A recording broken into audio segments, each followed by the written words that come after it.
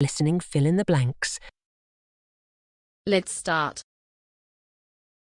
Certainly, any prospective time travelers may have to overcome more physical and logical hurdles than merely overtaking the speed of light. One such problem, posited by René Barjavel in his 1943 text La Voyager Imprudent, is the so-called grandfather paradox. Barjavel theorized that, if it were possible to go back in time, a time traveler could potentially kill his own grandfather. If this were to happen, however, the time traveler himself would not be born, which is already known to be true. In other words, there is a paradox in circumventing an already known future. Time travel is able to facilitate past actions that mean time travel itself cannot occur.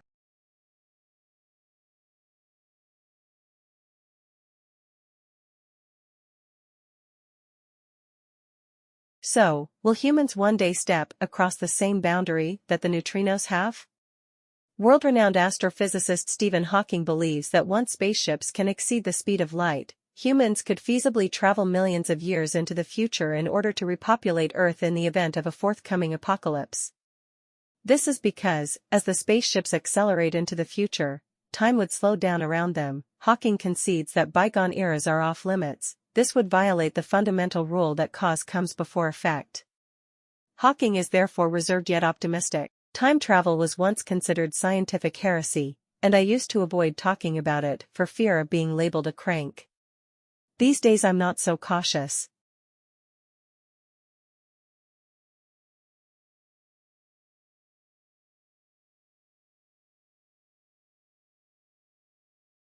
Mr. Whittingdale, who was interviewed by ITV News' Alastair Stewart at the festival, said he wanted an open debate about whether the corporation should do everything it has done in the past. He said he had a slight sense that people who rushed to defend the BBC were trying to have an argument that's never been started. Whatever my view is, I don't determine what programs the BBC should show, he added. That's the job of the BBC. Mr. Whittingdale said any speculation that the Conservative Party had always wanted to change the BBC due to issues such as its editorial line was absolute nonsense.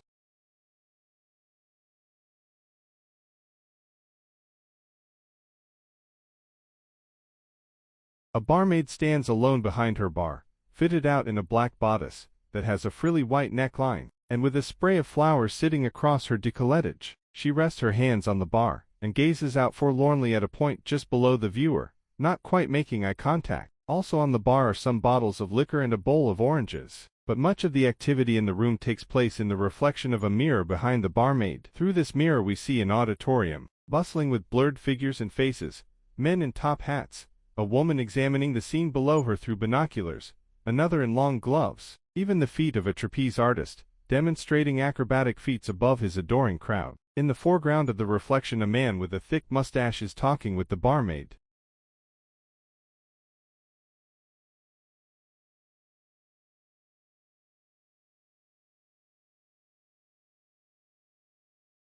It's true that the causes of music brain oddities remain poorly understood. However, Sachs could have done more to draw out some of the implications of the careful observations that he and other neurologists have made and of the treatments that have been successful.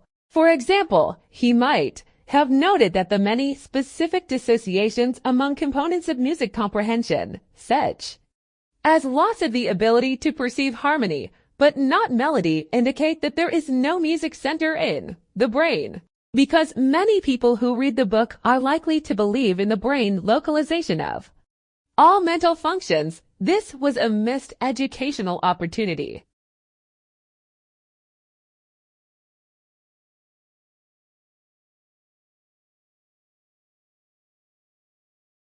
Finally, in many of the cases described here, the patient with music brain symptoms is reported to have normal EEG results. Although Sachs recognizes the existence of new technologies, among them far more sensitive ways to analyze brain waves than the standard neurological EEG test, he does not call for their use. In fact, although he exhibits the greatest compassion for patients, he conveys no sense of urgency about the pursuit of new avenues in the diagnosis and treatment of music brain disorders. This absence echoes the book's preface, in which Sachs expresses fear that the simple art of observation may be lost if we rely too much on new technologies. He does call for both approaches, though, and we can only hope that the neurological community will respond.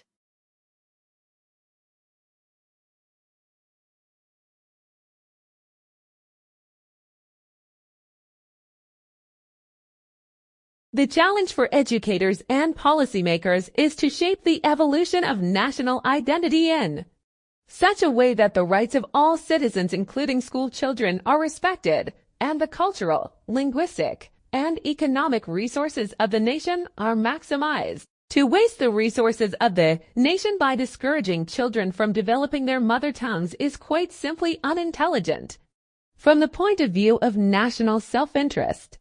A first step in providing an appropriate education for culturally and linguistically diverse children is to examine what the existing research says about the role of children's mother tongues in their educational development.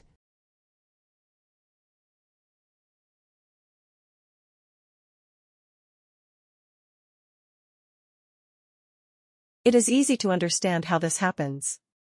When children are learning through a minority language, they are learning concepts and intellectual skills too.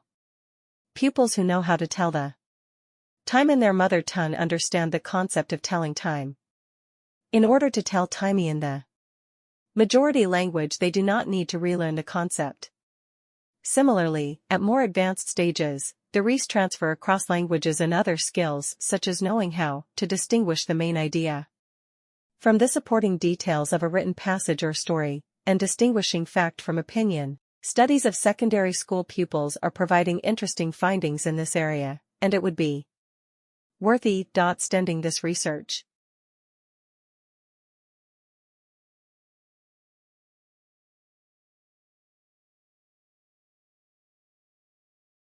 Sand is usually composed of hard minerals such as quartz that cannot be broken down into silt or clay.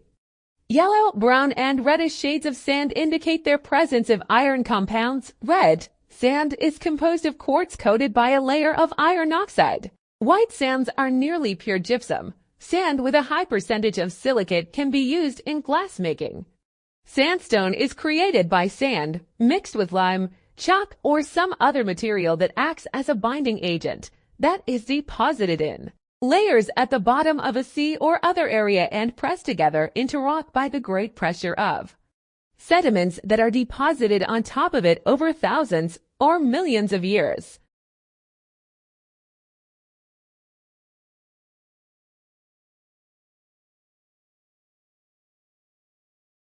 In a similar vein to Diego Velázquez, much earlier work Las Meninas, Manet uses the mirror to toy with our ideas about which details are true to life and which are not. In the foreground, for example, the barmaid is positioned upright, her face betraying an expression of lonely detachment. Yet in the mirrored reflection she appears to be leaning forward and to the side, apparently engaging in conversation with her mustachioed customer. As a result of this, the customer's stance is also altered. In the mirror, he should be blocked from view as a result of where the barmaid is standing, yet Manet has repositioned him to the side. The overall impact on the viewer is one of a dreamlike disjuncture between reality and illusion.